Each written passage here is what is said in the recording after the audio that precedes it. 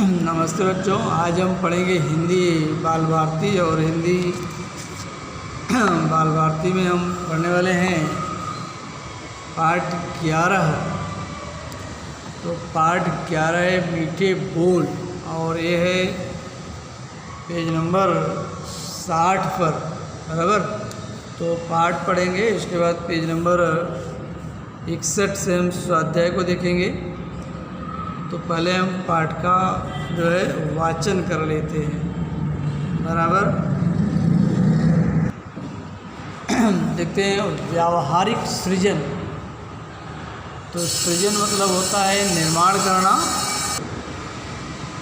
और व्यावहारिक सृजन देखो, देखिए, समझो, समझिए और लिखो, लिखिए। तो स्कूल के बच्चों का जैसा आप लोगों का कुछ यूनिफॉर्म होता है, उसी ढंग का यहाँ चित्र है। यहाँ लड़कों का समूह है या लड़कियों का समूह है। तो पहले हम इसका वाचन करते हैं, पढ़ लेते हैं। मीठे बोल। देखिए, बलराम जी उत्तर प्रदेश के रहने वाले थे। इन दिनों हरियाणा से उनकी बहन मैना देवी आई हुई थी। बलराम जी के पोता पोती गोपाल और वैदेही की पाठशाला में आज वार्षिक उत्सव था। वे दोनों जल्दी पाठशाला चले गए थे। इतने में दूसरी पाठशाला में पढ़ने वाले उनके मित्र नवजोत और रुक्मणी आ गए। नवजोत पंजाब का और रुक्मणी गुजरात की रहने वाली थी। नवजोत ने दादाजी से पूछा, आज साढ़े मित्र छत्ती किंद चले गए? आज हमारे मित्र जल्दी कैसे चले गए? मैना देवी बोली, उनका स्कूल में आज वार्षिक उत्सव था, सो वह जल्दी चलिया गया। उनकी पाठशाला में आज वार्षिक उत्सव था, इसलिए वे जल्दी चले गए। रुक्मणी बुदबुदाई, वैदेही काले मली पर कई बोली नहीं। वैदेही कल मिली थी पर कुछ बोली नहीं। दोनों बच्चे बुजुर्गों को नमस्कार करके अपनी पाठशाला की ओर चले। तो बलराम जी आशीर्वाद देते हुए बोले, खूब पढ़ा, खूब बढ़ाओ। रास्ता में संवार के जाया दोनों जन, खूब पढ़ो, बहुत बड़े बनो।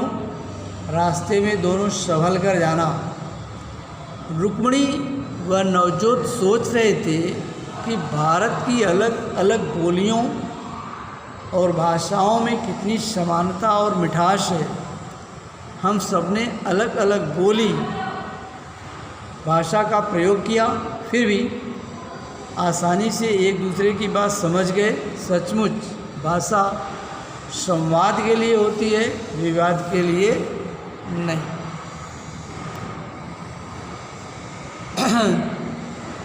तो ये चित्र आप देख सकते हैं। चित्र थोड़ा गांव सा जैसा लगता है,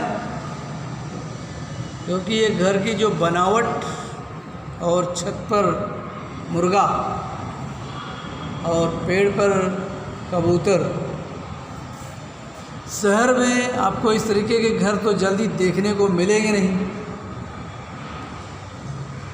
और घर मिल भी गए तो आपको मुर्गा नहीं देखने को मिलेगा और कबूतर पेड़ों पर बैठा दिखे मिलेगा नहीं। क्योंकि शहर जो है वो बिल्डिंगों, इमारतों के जंगल हुआ करते हैं, और जब ऐसे पेड़ नहीं है तो फिर आप समझ सकते हैं कि पक्षी वहाँ कहाँ हो सकते हैं। और शहरों में इसीलिए कि चिड़ियों की कमी न हो। हमारे प्रकृति में चिड़ियों का भी अपना महत्व है, प्राणियों का भी अपना महत्व है। इसीलिए शहर के आसपास जहाँ भी जगह होते हैं उनके लिए रिजर्व किए जाते हैं, और पेड़ पौधे जहाँ भी खाली जगह होती है बिल्डिंगों के आसपास, सरकारी कार्यालयों में लगाए जाते हैं। पक्षियों को बचाने के लिए मानव निर्मित घोंसले बना के रखे जाते हैं, उनके खाने पीने की दिए जाते हैं, क्योंकि गांव में खेती होती है तो खेती होने में अनाज की कटाई मड़ाई होने में कुछ दाने गिर जाते हैं, वहाँ पक्षियों को मिल जाते हैं, लेकिन शहरों में ऐसा हो नहीं पाता। इसीलिए शहरों में क्या होता है, उनके लिए दाने वगैरह दिए जाते हैं, पानी की व्यवस्था की जाती है। तो इसमें आप देख पा रहे हैं कि एक बुड्ढे जी हैं, यानी आप इन्हें दादाजी कह सकते हैं या बलराम बोल सकते हैं, और ये उनकी बहन मैना देवी और ये बच्चे, आप नवजोत या रुक्मिणी बोल सकते हैं, बाकी पोता पोती। तो हमारे देश का नाम आप जानते हैं भारत, और हमारा देश काफ़ी बड़ा है क्षेत्र के हिसाब से और जनसंख्या के हिसाब से भी। क्षेत्र के हिसाब से हमारा देश भारत दुनिया में 7वें नंबर पे है, और यहाँ रहने वाले लोगों की संख्या के आधार पर यह दूसरे नंबर पे है।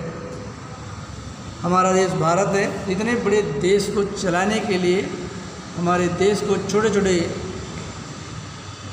कुल 28 भागों में बांटे गए हैं, जिसे हम राज्य बोलते हैं, प्रदेश बोलते हैं, प्रांत बोलते हैं, और कुछ और छोटे छोटे इलाके होते हैं, किसी और व्यवस्था के चलते उसे प्रदेश राज्य का दर्जा नहीं मिल पाया है। तो ऐसे में कुछ राज्यों का नाम यहाँ पे आया है, उनमें से उत्तर प्रदेश,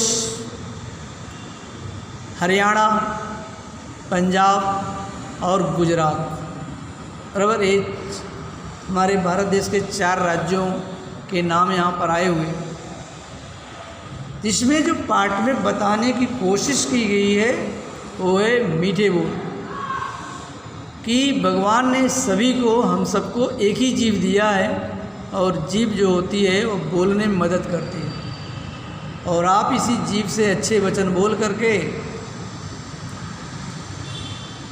आप लोगों को अपना बना सकते हैं, और उसी जीव से आप कड़वे वचन, गंदे बोल करके, उल्टा सीधा बोल करके आप उन्हें अपना दुश्मन बना सकते हैं। तो मीठे बोल का फ़ायदा बताया गया है। साथ में इस बात को बताया गया है कि हमारा देश भारत इतना बड़ा है, जिसकी वजह से हमारे भारत देश के अलग अलग भागों में अलग अलग भाषाएं बोली जाती हैं, और फिर भी हम सब एक हैं, और केवल हमारे अलग अलग राज्यों की भाषाएं अलग अलग नहीं हैं, बल्कि वेशभूषा भी अलग अलग है, कुछ त्यौहार वगैरह भी अलग है। ये तो यहाँ जो बोला गया, बलराम जी उत्तर प्रदेश के रहने वाले थे।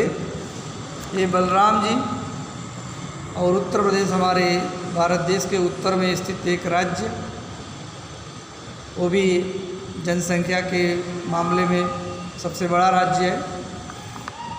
वहीं के रहने वाले थे, निवास करने वाले थे, और उनकी एक बहन है मैना देवी, और वह रहती हैं हरियाणा राज्य में, और ये भी उत्तर प्रदेश से भी उत्तर में, उत्तर पश्चिम थोड़ा में उनके घर पर आई ही रहने के लिए कुछ दिनों के लिए, और ये उनकी बहन जैसा कि मैंने बताया।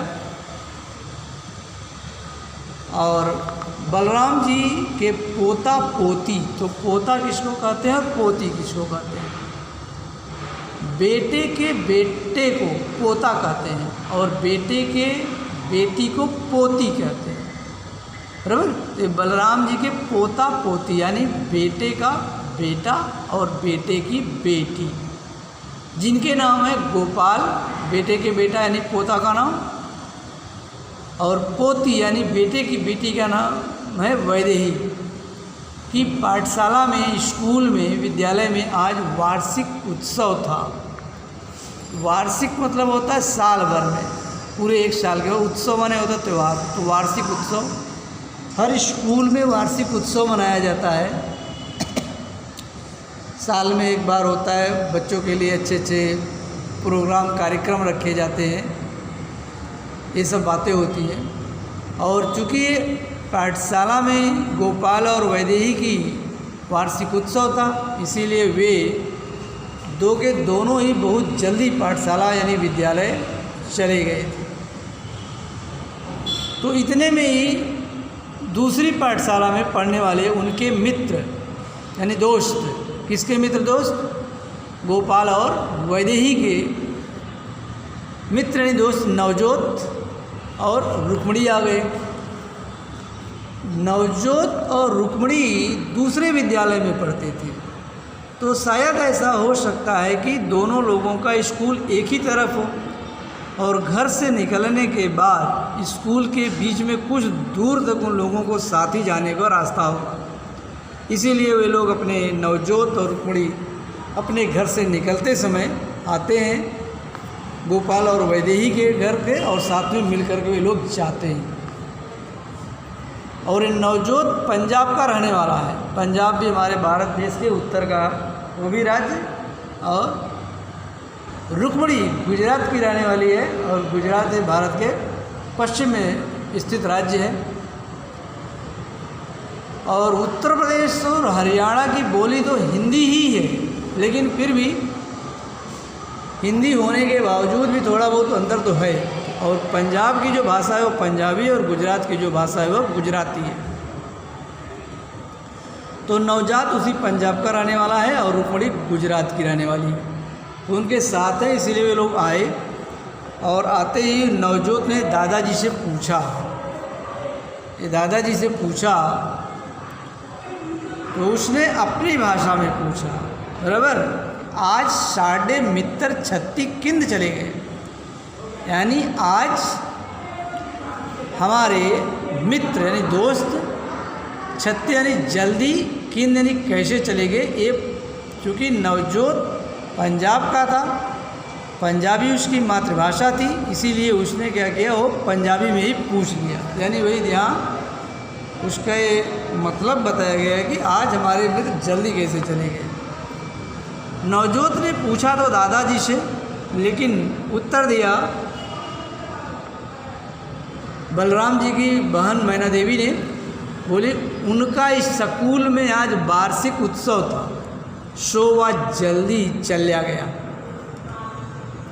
तो ये हिंदी नहीं है, तो मैंने पहले बताया कि हरियाणा उत्तर प्रदेश दोनों ही हिंदी बोले जाते हैं, लेकिन फिर भी दोनों की अलग अलग होती है।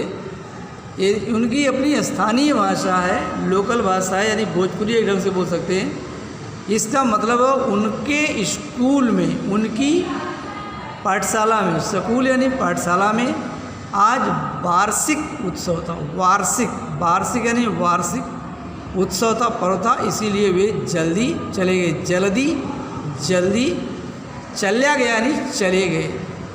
रुक्मणी जो गुजरात की रहने वाली थी, वहाँ तो कुछ नहीं बोली, लेकिन वह बुदबुदाई मतलब होता बड़ी धीमी आवाज़ में कुछ बोलना, तो शायद उसने धीमी आवाज़ में नवजोत से बोला, क्योंकि दोनों साथ थे। तो उसने अपनी भाषा नहीं, वह रुक्मणी गुजरात की थी, गुजरात की अपनी भाषा है गुजराती, तो उसने गुजराती भाषा में क्या बोला, वैदेही काले मली पढ़ कई बोली नहीं, यानी वैदेही काले मली यानी कल मिली थी, मल यानी मिली, पढ़ मिली थी, पढ़ पर कई बोली नहीं, कुछ बोली नहीं।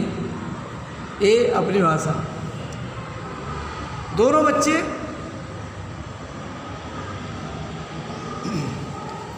बच्चे बुजुर्ग मतलब होता है बूढ़े लोग, बराबर, जो बड़े हों बूढ़े हों। दोनों बच्चे यानी नवजोत और रुक्मणी दोनों ही बच्चे बुजुर्गों को यानी उन बूढ़े लोगों को यानी बलराम और मैना देवी दोनों को नमस्कार किया, प्रणाम किया और अपनी पाठशाला की ओर चल दिए। तो जब दोनों बच्चों ने उन्हें नमस्कार किया तो बलराम जी बदले में उन्हें आशीर्वाद दिया, आशीष दिया, शुभकामनाएं देते हुए बोले, खूब बड़ा हो, खूब पढ़िए, मेहनत लगा के खूब पढ़िए और खूब बड़े हो जाइए। फिर उन्होंने भी अपनी भाषा में बोला, रास्ता में संवार के जाया दोनों जन। रास्ता ने रास्ते में, संवार के संभाल करके सावधानी के साथ जाना, दोनों लोग, जन माने लोग, ठीक है, खूब पढ़ो, बहुत बड़े बनो, रास्ते में दोनों संभल कर जाना। अब रुक्मणी और नवजोत, गुजरात की रहने वाली है रुक्मणी और पंजाब का राणा नवजोत दोनों सोच रहे थे हमारे देश भारत की अलग अलग बोलियां हैं, बराबर। तो मैंने पहले ही बोला कि हमारा देश 28 राज्यों में बटा हुआ है और कुछ केंद्र के द्वारा शासित राज्यों में बटा हुआ है।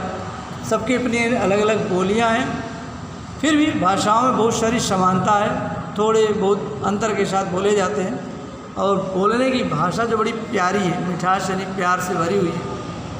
हम सब ने अलग अलग बोली भाषा का प्रयोग किया।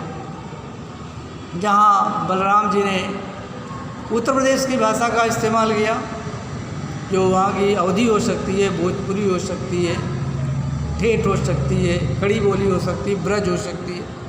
उसी ढंग से मैना देवी ने शायद हरियाणवी भाषा का इस्तेमाल किया। नवजोत ने पंजाबी भाषा का इस्तेमाल किया और रुक्मणी ने गुजराती भाषा का इस्तेमाल किया। चारों लोगों ने 4 अलग अलग भाषा का उपयोग किया, लेकिन फिर भी सब एक दूसरे की बात को समझ गए कि आखिर कौन क्या कहना चाहता है। इसलिए उन दोनों बच्चों ने जो समझा कि सचमुच भाषा जिसके माध्यम से हम अपनी बातों को क्या करते हैं, दूसरे तक पहुंचाते हैं, ये भाषा ही तो है या बोली ही तो है जिससे हम अपनी बात को दूसरे तक पहुंचाते हैं। दूसरा हमारी बात को सुनकर जवाब देता है या दूसरा अपनी बातों को कहकर हम तक बताता है। तो भाषा जो है वो संवाद के लिए, बातचीत करने के लिए है, विवाद के लिए, झगड़े करने के लिए नहीं होती है। ये दोनों बच्चों का विचार। ओके,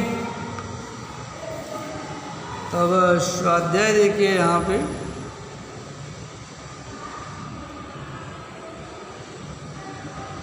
देखिए, पहला पृथ्वी के बारे में सुनो।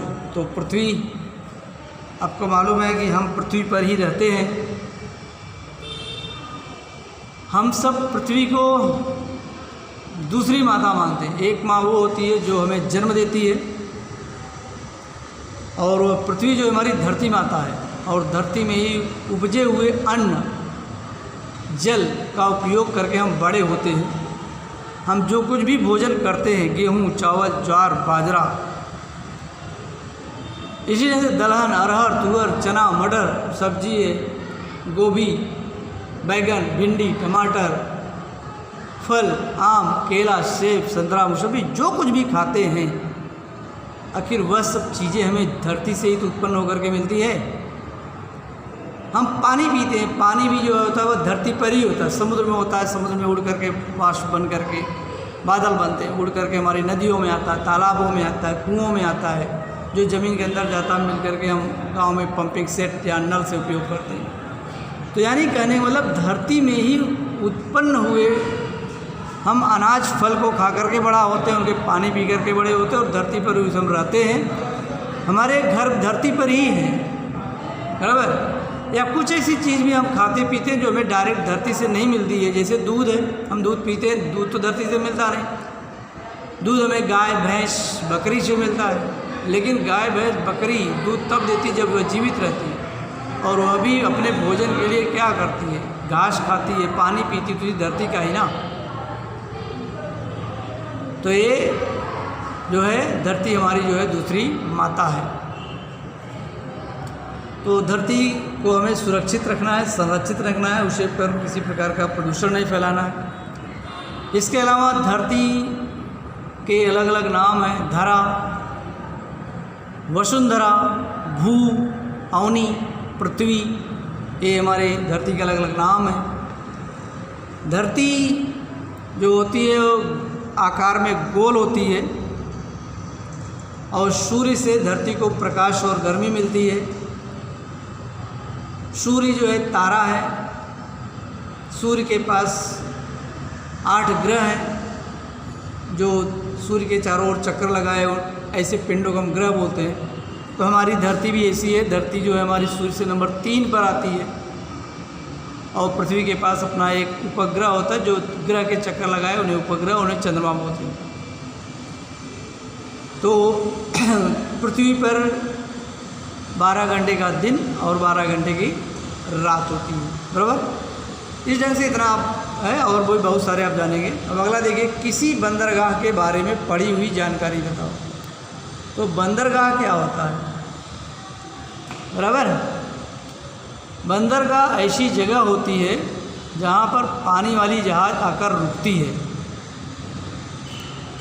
और वहाँ पर क्या करते हैं, पानी वाली जहाज़ में से सामान यदि कहीं बाहर से आया हुआ है तो उसके सामान उतारे जाते हैं और हमें उसमें सामान भेजना है तो वहाँ पे सामान को लादा जाता है, चढ़ाया जाता है। और आदमी लोगों को ले जाने वाली भी जहाज़ होती है पानी वाली, जिसे हम जलयान बोलते हैं। पानी वाली जहाज़ को हम जलयान बोलते हैं। नाव भी एक तरह से होती है, छोटी बड़ी के हिसाब से। तो समुद्र के किनारे जिस स्थान पर पानी वाली जहाज़ यानी जलयान आकर रुकती है, जहाँ पे लोग चढ़ते हैं जहाँ जाने के लिए और दूर से आए हैं तो वहाँ उतरते भी हैं, ऐसी जगह को हम बोलते हैं बंदरगाह। तो हमारे देश का भारत का आधा हिस्सा लगभग समुद्र से घिरा हुआ है और काफ़ी लंबा क्षेत्र हमारे पास समुद्र है। समुद्र के किनारे पड़ने वाले राज्य हमारे देश के पश्चिम में गुजरात, महाराष्ट्र, कर्नाटक, केरल।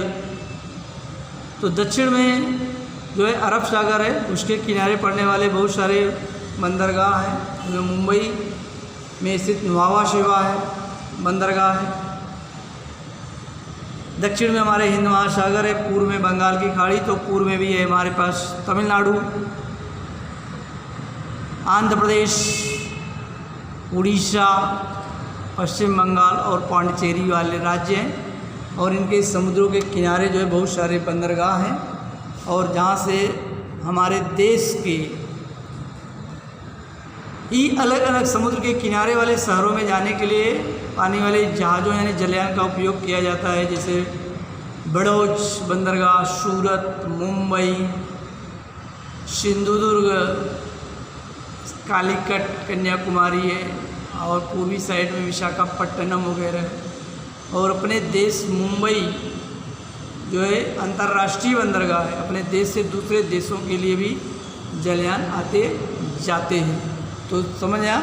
तो बंदरगाह से मतलब है कि पानी वाली जहाज़ यानी जलयान जहाँ पर आके रुकते हैं और जहाँ पे जाते हैं। आप उसे एक तरह से जिस ढंग से रेलवे के लिए ट्रेन के लिए रेलवे स्टेशन होते हैं, बस के लिए बस अड्डे होते हैं, उसी ढंग से पानी वाली जहाज़ जलयान के लिए जहाँ होते हैं उसे हम बंदरगाह को। घोष वाक्यों को पढ़ो और संकलन करो। घोष वाक्य होते हैं मतलब जैसे जल के बारे में, जल है तो कल है, जल ही जीवन है, बराबर। वृक्ष लगाओ देश बचाओ, ये सब ऐसे घोष वाक्य होते हैं। ऐसे आपको मिले तो उसके इकट्ठा कीजिए और पढ़िए। अभी उत्तर लिखो। देखिए, बलराम जी कहाँ के रहने वाले थे, ये प्रश्न है। तो उत्तर उसका आप यहाँ देखेंगे। बलराम जी उत्तर प्रदेश के रहने वाले थे, ये उसका उत्तर है। दूसरा है, किनकी पाठशाला में वार्षिक उत्सव था, बराबर। देखिए, बलराम जी के पोता पोती गोपाल और वैदेही की पाठशाला में आज वार्षिक उत्सव था, बराबर, ये उत्तर है। प्रश्न 3, नवजोत ने दादाजी से क्या पूछा। नवजोत ने दादाजी से पूछा, आज साढ़े मित्र छत्ती किंदे चले गए, यानी आज हमारे मित्र जल्दी कैसे चले गए। चौथा है, समानता और मिठास किसमें है। भारत की अलग अलग बोलियों और भाषाओं में समानता और मिठास है। तो बोली और भाषाओं, समानता और मिठास भारत की अलग अलग बोलियों और भाषाओं में। भाषा किसके लिए होती है। देखिए, भाषा संवाद के लिए होती है, बराबर। आप आगे देखिए, चित्र देखकर इनसे संबंधित एक एक वाक्य बताओ। तो पहले तो चित्र देखिए, ऊँट है, बैल, हाथी, घोड़ा, कुत्ता और घोड़ा। एक गाड़ी अलग से लगा दी गई, इसीलिए ऊँट गाड़ी, बैलगाड़ी, हाथी की सवारी, हाथी में बैठ जाते हैं। ये हाथी के ऊपर ये हौदा इसे जिस पर रखा जाता है, लोग बैठते हैं, इसको हौदा बोलते हैं। ये घोड़ा गाड़ी, स्लेज, और घोड़े की पीठ पर बैठ कर के किया जाता है, एक काठी बोला जाता है। तो इसमें देखिए पुराने ज़माने में लोग एक जगह से दूसरी जगह आने जाने के लिए ऊँट गाड़ी का उपयोग किया करते थे। बैलगाड़ी, किसान लोग अपने अनाज को बाज़ार में ले जाने के लिए बैलगाड़ी का उपयोग करते हैं। पुराने ज़माने में राजा लोग हाथी की सवारी करते थे। एक जगह से दूसरी जगह आने जाने के लिए घोड़ा गाड़ी का उपयोग किया जाता था। इसलिए बर्फीले प्रदेशों में मनोरंजन के लिए स्लेज का उपयोग किया जाता है। लोग जल्दी यात्रा करने के लिए पुराने ज़माने में घोड़े की सवारी किया करते थे। देखिए प्रश्न 6, तुम्हारे पड़ोस की छोटी बच्ची पाठशाला नहीं जाती। बिल्कुल छोटी बच्ची है, यानी आप समझ सकते हैं 5 साल से छोटी या उसके आसपास, जिसे बाल मंदिर में जाना चाहिए। उसे पाठशाला ले जाने के लिए तुम क्या करोगी बताओ। तो आप उसे पाठशाला ले जाना है, वो भी स्कूल में जाए आप, क्योंकि आप समझते हैं स्कूल में जाने पर हम अच्छी अच्छी बातें सीखते हैं, वहाँ बहुत सारे दोस्त मिलते हैं, हमको पढ़ने लिखने की जानकारी होती है। इसका मतलब है छोटे बच्चों को भी ले जाना है। लेकिन बच्ची आ नहीं रही तो आप उसे क्या करेंगे? उसे प्यार से समझाएंगे, उसे डराएंगे तो बिल्कुल नहीं आएगी। उसे चॉकलेट देकर फुसलाएंगे, थोड़ा हो सकता है, लेकिन हमेशा ये आदत नहीं देनी है। पाठशाला का महत्व बताओगे तो छोटी बच्ची हो, पाठशाला का महत्व बहुत कम ही समझेगी।